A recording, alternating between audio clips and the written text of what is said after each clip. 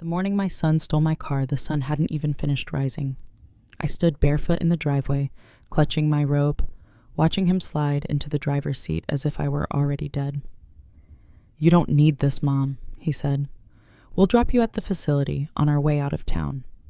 My name is Judith Hartman. I'm 66 years old, and that was the moment my own child tried to erase me. But what he didn't know was I was ready. Before I continue, tell me where you're watching from, and hit like and subscribe if you've ever been betrayed by family. Because this story, my story, isn't just about a stolen car. It's about what happens when a mother finally stops forgiving, when silence turns into strategy, and when a simple glove box becomes the stage for justice. When people look at me now, calm and steady, they see a widow who keeps her papers too organized and her voice too measured. What they don't see are the years that taught me why order matters, why you keep every receipt, every message, every promise someone tries to take back. My life with Ben wasn't fancy, but it was honest. We met at a community dance in 1978, both broke, both dreaming small, but solid. He smelled like cedar chips from the hardware store where he worked, and when he laughed, his whole chest shook. We built everything together from scratch. Our house, our savings, our only son, Ryan. I used to believe that if you loved hard enough and kept the lights on, your child would grow into the same kind of steady person. Ben was the heart. I was the ledger. He joked that I could balance a budget in my sleep, and maybe I could. Every summer, while he took side construction jobs, I worked the night shift at the grocery store's accounting office. I'd come home at sunrise, smelling of coffee and paper dust, to pack Ryan's lunch for camp. He wanted to be a drummer, so we paid for lessons then for a summer music camp 2 states away. When the tuition came due, I sold the diamond pendant my mother left me. "He's our future," I told Ben. He nodded, but I saw the worry in his eyes. Ryan had Ben's charm, but none of his endurance. He was the kind of boy who made people laugh, who could talk himself out of almost anything. But I also noticed little cracks, early on: the lost wallets, the borrowed gas money that never came back, the nights he'd promised to pay a bill and forget. I thought it was youth. I thought he'd grow out of it. He didn't. The Thanksgiving after he married Lexi, the cracks widened into fault lines.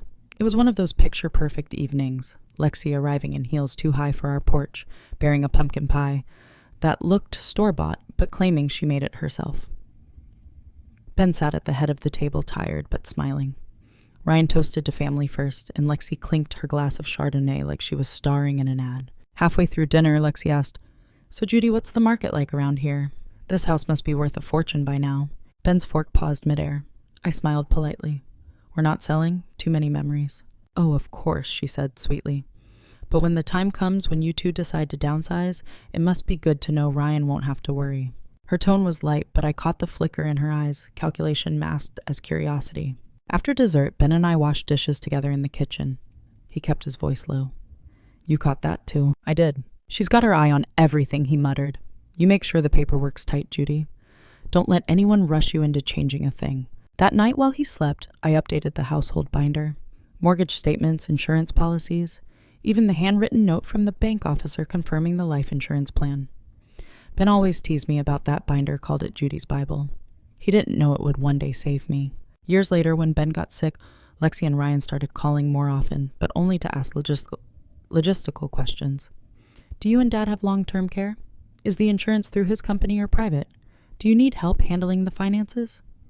They said it kindly, but each call left me uneasy. Ben noticed, too. The night before he died, he made me promise something. He was thin, pale, his breath shallow. "Judy," he said, "when the time comes, don't let emotions outrun the evidence.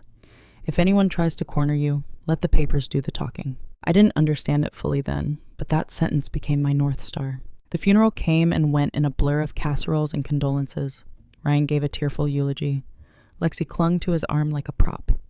When everyone left, I stood in the empty house and realized how much silence weighs.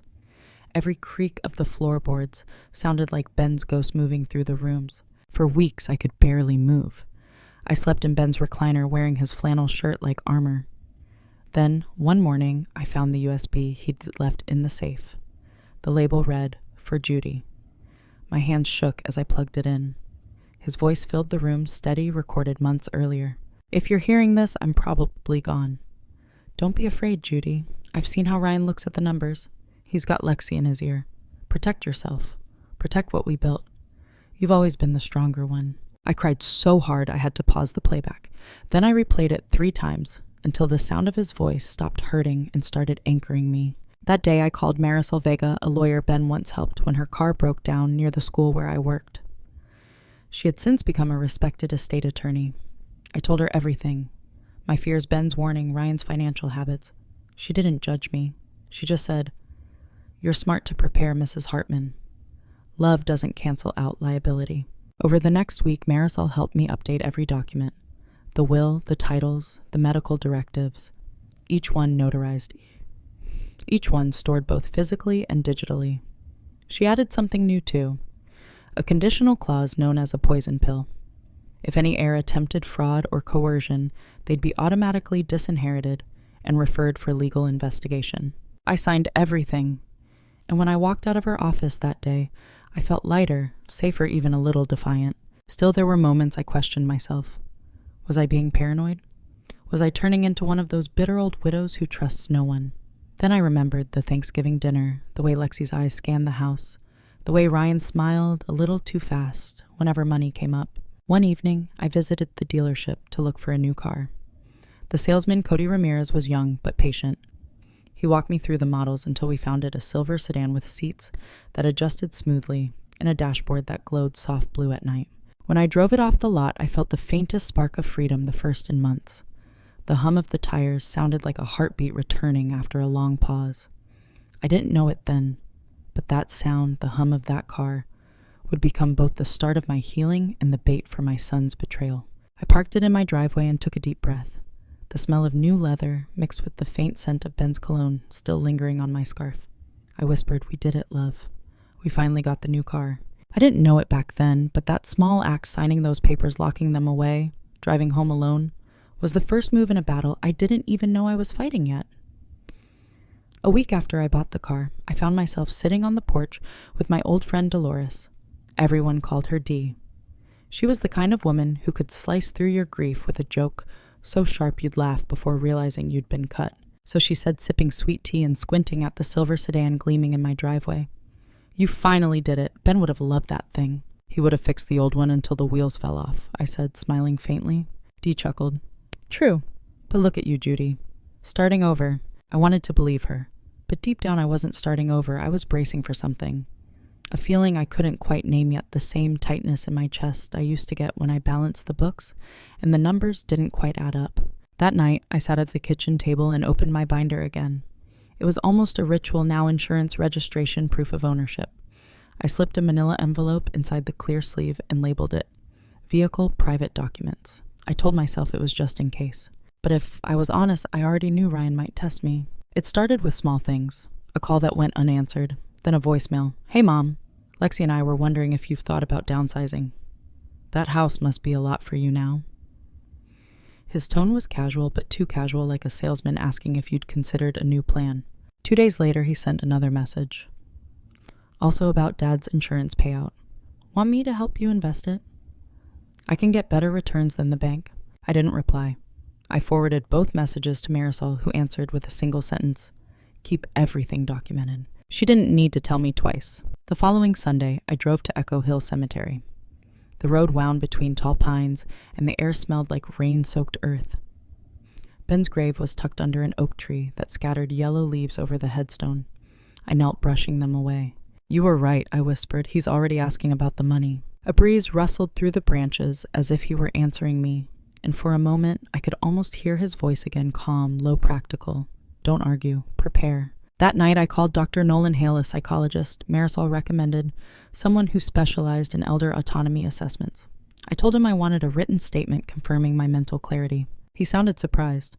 "Most people your age come here after a problem starts." "I'd rather not wait for one," I said. We met the next morning. His office smelled of lemon polish and books. He asked about my memory, my finances, my routine. I answered every question without hesitation. When we finished, he smiled. "Mrs. Hartman, you're sharper than half the lawyers I've worked with." He signed a report on the spot. I paid cash and placed the certified copy in the binder behind the envelope. One more layer of armor. In early spring, Ryan called again, this time from an unknown number. His voice was too bright. "Hey, Mom, we're coming by tomorrow. Got something to talk about." The next morning, I woke up early, brewed coffee, and set out 2 mugs. I even baked muffins, trying to quiet the unease crawling up my spine. At 9 sharp, a car pulled into the driveway. Ryan stepped out first, followed by Lexi, her sunglasses still on despite the cloudy sky. "Morning," I said, forcing cheer into my voice. Ryan didn't answer. He walked straight into the kitchen, his shoes squeaking on the tile. Lexi followed, her perfume filling the room like a warning. He stopped at the counter where the car keys lay, picked them up, turned them over in his hand. "Mom," he said, not looking at me, "we need to talk." Something in his tone made my stomach twist. That was the day he told me I didn't need a car, that I didn't need a house, that he and Lexi had found a lovely assisted living facility where I could make friends my age. It was surreal, like hearing a stranger use my son's voice. I remember clutching the back of a chair to steady myself, the smell of burnt coffee, the tremor in my hands. "Ryan," I said softly, "you don't mean that." He didn't answer. He just pocketed the keys and walked out. When I heard the engine start, something in me broke, and then something else took its place. A colder thing, a steadier thing. I sat down staring at the quiet house, at Ben's photo on the mantel. Then slowly I reached for my phone. My fingers didn't shake anymore. I typed 3 words, "check the glove box."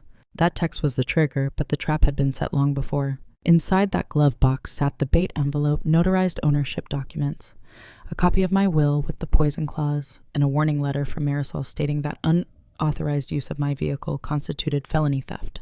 But what Ryan didn't know, what neither of them knew, was that there was a second set of evidence hidden deeper. A USB drive taped behind the spare tire compartment. On it, a recording. Ryan and Lexi voices clear as daylight discussing how to convince Mom to sign over power of attorney and sell the house before she forgets things. I'd recorded it weeks earlier when Lexi called from speakerphone thinking she'd hung up. Her voice had lingered just long enough for me to hear everything. When I brought that file to Marisol, she didn't say much. "Just keep it somewhere, he'll find it too late." Now, as the sound of my car disappeared down the street, I knew that moment had come. For the first time since Ben's death, I wasn't afraid. I was ready. I poured myself a glass of water, looked out the kitchen window at the empty driveway, and whispered, "Let's see what happens when the old lady plays by the rules better than they do." The clock on the wall ticked steadily. Somewhere in the distance, a thunderstorm was gathering. And though I didn't know how far this would go, how ugly it might get, I knew one thing for certain: I wasn't going to be anyone's victim ever again. By the time the storm rolled in that afternoon, my phone had already buzzed 5 times. Missed calls from Ryan, 1 text from Lexi. "Don't overreact. We're doing what's best for you." I didn't reply. Instead, I brewed another pot of coffee, sat down at the kitchen table, and opened my laptop. On the home screen was a document folder labeled Hartman Archive. Inside it, every message, voicemail, and receipt I'd saved for years. Proof. Because when people start rewriting history, proof becomes your only language. That night I called Marisol. She answered on the second ring. "He took the car," I said calmly. "Did you text him anything after that?" "Just told him to check the glove box." There was a pause, then the faint sound of her exhaling. "Perfect. Let him find it. Don't engage again. Let me handle the next step." The next morning I got an email from the dealership, Cody Ramirez, the young salesman. He'd noticed that the safety tracking system on my car had been accessed through a new device. "Mrs. Hartman," he wrote, "just checking. Did you log in from another phone I hadn't?" When I confirmed that, Cody quietly reactivated the internal GPS logs. Every mile Ryan drove was now being recorded in real time. 2 days later, I saw the sedan on the HOA security feed. Mrs. Park, our nosy but observant neighborhood watch captain, had texted me, "Thought you were out of town." "Your car left the neighborhood at 7:42 a.m. with 2 passengers, man and woman. Thank you." "Mrs. Park," I replied, "please keep that footage." I spent the rest of the morning in silence, the house humming with the sound of the refrigerator and the distant tap of rain on the window. Then, around noon, the doorbell rang. Lexi stood there, designer coat buttoned up to her neck, expression smooth as glass. "Hi, Judy," she said, smiling too widely. "We need to talk. May I come in? May I?" Every instinct in me said no, but I stepped aside anyway. Better to let her talk where my phone could record. She sat at the table glancing around as if assessing property value. "I think there's been a misunderstanding," she began. "Ryan just got a little emotional. He's worried about you driving alone. You know, after everything with Ben." "Lexi," I said softly, "don't insult me." Her smile froze. Excuse me, I know what you and Ryan are doing. I've heard the recordings. I've seen the forms you tried to file at the bank. For a second, her face flickered, just enough to confirm everything. Then she composed herself. You're confused, Judy. Maybe you should rest. We can call someone to... I leaned forward, my voice steady. If you bring another fake doctor to my door, I'll have you arrested for elder coercion. That's when her tone changed. No more fake warmth. Her words dropped like ice cubes. Ryan's your only family left, she said. You really want to throw that away over paperwork? I didn't answer. I just pointed to the door. She walked out without another word. That night I called Dee. They'll escalate, she said flatly. That's what manipulators do when they lose control. Be ready. And she was right. The next morning I found a white sedan idling near my mailbox. A man in a lab coat stepped out holding a clipboard. He introduced himself as Dr. Stone Lexi's cousin Victor. Said he was doing a wellness check. Something about his badge looked off, laminated but crooked. The signature blurred. My stomach went cold. I didn't schedule this, I said. Oh, it's just a quick assessment, ma'am. For your safety, he replied smoothly. I took a step back. Then you won't mind waiting while I call my lawyer. He froze. That's unnecessary. I dialed anyway. Marisol, I have a man here claiming to be a doctor. No appointment. Says he's here for a wellness check. Within minutes, she had the HOA security camera feed and the police dispatcher on the line. Officer Long arrived before Victor could get back in his car. When she asked for credentials, his hands trembled. The badge didn't match any state database. She told him to leave the premises immediately or face impersonation charges. He drove off, fast tires splattering mud. I stood on the porch, shaking not from fear, but from something sharper. Clarity. For years, I'd trained myself to stay calm, to fix problems quietly. But this wasn't a problem. It was a war disguised as family concern. That evening, I poured a glass of bourbon from the bottle Ben had hidden behind the flour canister. I sat on the porch swing and whispered, They think they're smarter, Ben. But they forget who handled every bill in this family. Lightning flashed far off over the hills, and I felt that cold steadiness again. The kind of calm you only get when you finally stop playing defense.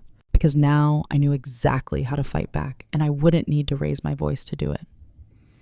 2 days passed before Ryan showed up again unannounced.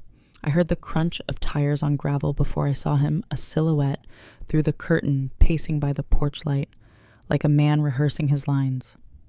I didn't open the door right away.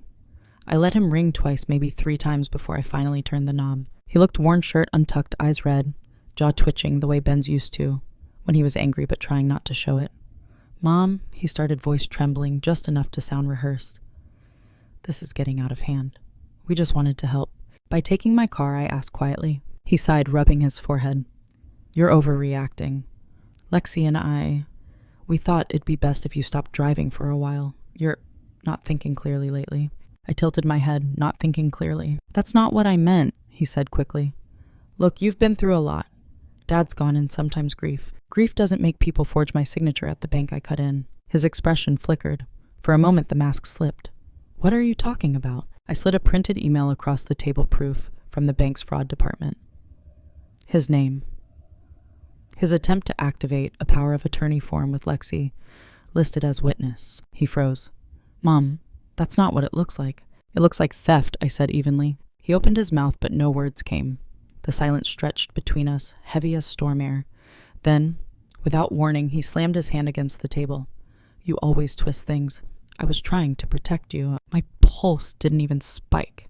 I just looked at him, really looked at him, and realized the boy I'd raised had become a man I didn't know. Get out, Ryan, I said quietly. For a moment, he stood there, breathing hard. Then he laughed a small, bitter sound. You're just like Dad, always playing by the rules until they choke you. When he left, I locked the door behind him and leaned my forehead against the cool wood. Somewhere in my chest, grief shifted shape. It wasn't sadness anymore. It was resolve. The next morning, I went to see Marisol in person.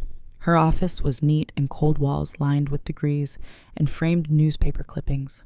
She listened to everything without interrupting, tapping her pen lightly against the desk. Then she said, We moved to phase 2. What's that? I asked. Documentation and deterrence, she replied. We'll send a cease and desist through certified mail. We'll copy the bank, the HOA, and local law enforcement. If they try anything again, it becomes criminal, not civil. I nodded slowly. In the car, she smiled faintly. Cody's already on standby. He installed a kill switch through your insurance app. That night I didn't sleep. I just watched the house lights from across the street glimmer in the rain. Sometime around midnight, I got a message from an unknown number. Mom, please call me. It's not what you think. I didn't reply. By sunrise, I got a second message. We're coming by. Let's talk like adults. I poured myself a coffee, sat by the window, and waited. They pulled up at 9:07 a.m., Ryan driving Lexi in the passenger seat, a smug smile plastered on her face. I didn't move from my chair. Through the curtain, I saw them arguing. Ryan gesturing wildly, Lexi trying to calm him down. Then suddenly, the car stopped moving. The dashboard lights flickered once, then went dead. Cody's text came through seconds later, kill switch activated. I watched Ryan get out confused, trying the ignition again. He slammed the door, kicked the tire. Lexi shouted something I couldn't hear. Then my phone rang. It was Marisol. They're stranded. Do not engage. Let them call you first. I waited. 10 minutes later, my phone buzzed again. Ryan's name on the screen. I let it go to voicemail. His voice cracked through the speaker, half anger, half panic. Mom, what the hell did you do to the car? You think this is funny? I didn't answer. I saved the message, filed it under evidence. By the time they finally left, the rain had stopped. The air smelled like wet asphalt and victory. Dee called that night, her laughter sharp as ever. So you really locked him out of his own mess? Not his own, I said quietly. Mine. And it ends here. But it didn't, not yet. Because 2 days later, a notice arrived from the bank, an alert about a suspicious account application in my name tied to an address I didn't recognize. Lexi's old condo. I stared at the paper, feeling my heartbeat slow to a deliberate rhythm. This wasn't over. They were still trying. I folded the letter, placed it neatly in the binder, and whispered to Ben's picture on the mantel. Your son thinks he's playing chess, but I built the board. And for the first time since he died, I felt a flicker of something dangerous beneath my calm. Not fear, strategy. The night it all came to a head was a Friday, humid, heavy, the kind of Georgia night that felt like the air itself was listening. I'd been expecting them. I'd left the porch light on the kitchen, spotless, the binder sitting neatly on the table beside Ben's photo. Everything in place. At exactly 7 headlights cut across my driveway.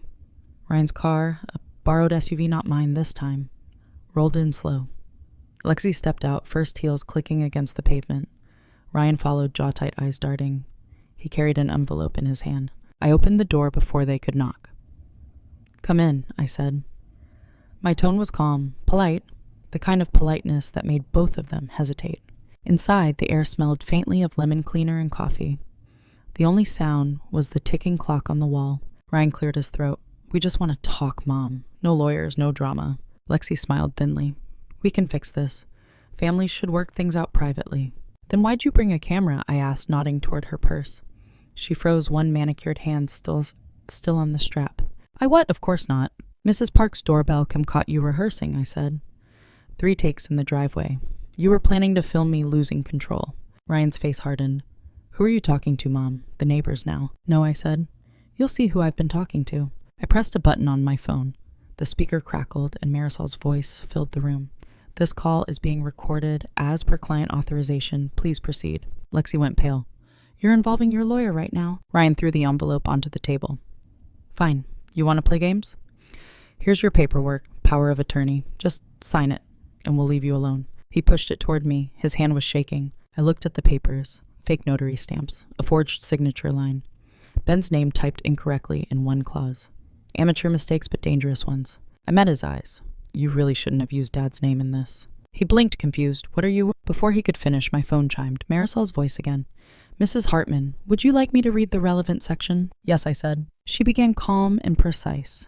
As per the Hartman Living Trust Clause, 17, any heir attempting to coerce or defraud the trustees shall be immediately disinherited, with all assets frozen pending investigation by the district attorney's office. Lexi's hand flew to her mouth. Ryan turned red. You're bluffing. Try me, I said. He stepped closer, his voice rising. You can't just, Mom, think about what you're doing. You're cutting off your own son. I stood meeting his height. No, Ryan, you did that yourself. For a moment, everything went still. Then he slammed his hand on the table again, the sound sharp as a gunshot. You've lost it. That's when the knock came at the door. 3 slow raps, firm, official. Ryan froze, Lexi's eyes widened. Officer Patrice Long stepped inside, one hand resting on her duty belt. Evening, folks. We received a report from the HOA about a possible harassment incident this address. Ryan's voice broke. You called the cops. I shook my head. No, Mrs. Park did. She sent them the clip of your wellness check stunt last week. Officer Long glanced at Lexi. You the woman who brought a fake doctor into this house? Lexi's voice wavered. That was a misunderstanding. Marisol's voice came again, still on speaker. Officer, my client's documentation and audio recordings are prepared to submit to your office. Would you like the files now? Lexi looked ready to faint. Ryan's jaw clenched. This is insane, he muttered. You're turning your own family into enemies. I took a step closer to him. My voice dropped low, almost gentle. Family doesn't break into your accounts, Ryan. Family doesn't forge your name. Family doesn't gaslight you into giving up your life. He looked away. His shoulders shook once rage or shame, I couldn't tell. Officer Long moved toward the door. I'll need statements. Let's keep this civil. As they stepped outside, I turned to Lexi. She lingered behind, eyes darting to the binder on the table. You think this is over? She whispered. I smiled faintly. No, Lexi.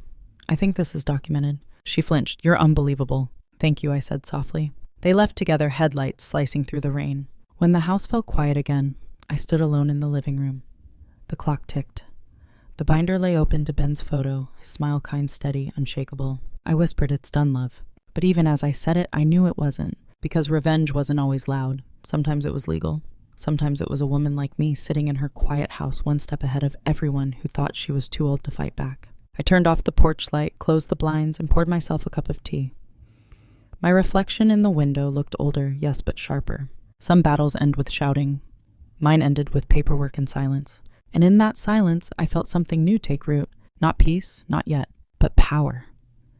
The next morning, the house was still. Too still. The kind of quiet that feels like the world is waiting to see what you'll do next. I brewed a pot of coffee, walked out to the porch, and let the air wash over me. The storm had passed, leaving everything sharp and clean. Even the driveway looked brighter without their car parked in it. I checked my phone. 3 missed calls from Ryan. One from an unknown number, no message. Then a single text, you'll regret this, Mom. I saved it. Evidence like everything else. By noon, Officer Long called. Ryan's cooperating, she said. He admitted to taking the car without consent and attempting to file false documents. Since you're not pressing felony charges, it'll likely stay as a restraining order and mandated counseling. That's enough, I said. For now. Marisol called next. You did well last night, she told me. Calm wins cases. You have every legal barrier in place. Trust no contest clause protection orders. They can't touch your assets anymore. I don't care about the assets, I said quietly. I care about the line. What line? The one between forgiveness and self-respect. I finally drew it. She paused, then said softly, Ben would have been proud. That afternoon, I drove to the beach at Tybee Island. The road stretched long and flat, the air warm with salt. When I reached the water, I parked and just sat there, watching the tide roll in. The silver sedan, my sedan, gleamed in the sunlight like it had never been touched. I took a deep breath, opened my glove box, and pulled out the small USB drive labeled, For Judy. Ben's voice played through the speaker, steady and familiar. If you're hearing this, he said, you did what you had to. Remember, the right kind of silence is louder than shouting. Let them underestimate you. That's your greatest weapon. I smiled through the tears. I learned from the best. Then just as the sun began to dip, I got home and found a plain envelope in the mailbox. No return address. My name written in block letters. Inside was a single sheet of paper, a bank statement. A credit card opened 6 years ago in my name. Mailing address, Lexi's old apartment. I stared at it for a long time, the edges fluttering in the breeze. So it wasn't over after all. I slipped the letter into my binder right behind Ben's photo and whispered round 2 then. Because the thing about being underestimated is once you've learned how to defend yourself, you never stop. If you've ever been pushed aside by the people who were supposed to protect you, you know how it feels to fight for your own name. I never wanted revenge. I wanted peace. But peace only comes when you stop letting others write your story. So if you've ever been the quiet one at the table, the one they thought wouldn't fight back, remember, this silence can be power when you choose when to break it. If you've ever felt like the outsider in your own family, subscribe. This story isn't over. Not for me, not for you either.